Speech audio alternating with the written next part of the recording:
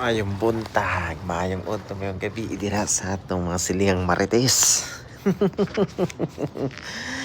Magpasosyal sa may kabut sa akong igsuon, diri dapita ba. Murag kini wala jud tuyo kay murag sa private na jud ni para sa mua pero kana public na siya sa mga naka-check-in lang ba sa hotel ba. Wala, unwind lang mi, lingaw-lingaw, unwinding while talking. Cheers.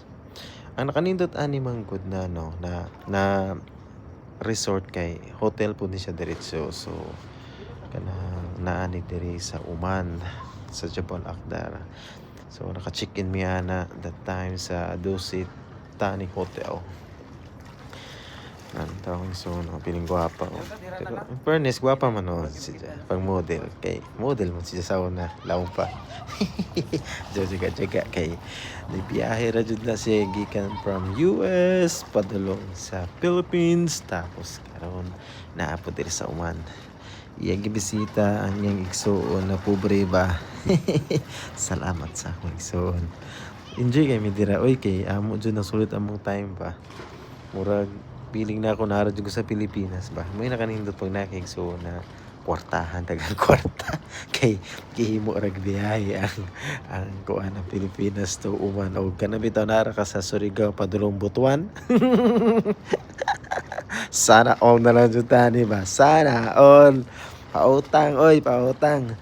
Tapos after ana among swimming nagkaplano mi ana na mag drive padulong sa mga tourist spot dira sa area kay kanamo gituan. Actually it's like around 4 hours driving away from the city, so kailangan na jud namo og kanang four wheel na sakyanan kay dili ka maka kat sa bukid kinana sa tuktok tapos you're not the police are not allowing you guys to drive if you're not having a four-wheel car, so you have to make sure na four-wheel dyan imong dala, di ba sosyalon? So, social me, kaya na may four-wheel. Joke lang. Upat na ka ligida ito. O to, sige, enjoy gyapon mi. Biskan sa, wala gyapon ang mga kamingaw ba. Salamat, Little Sis. God bless.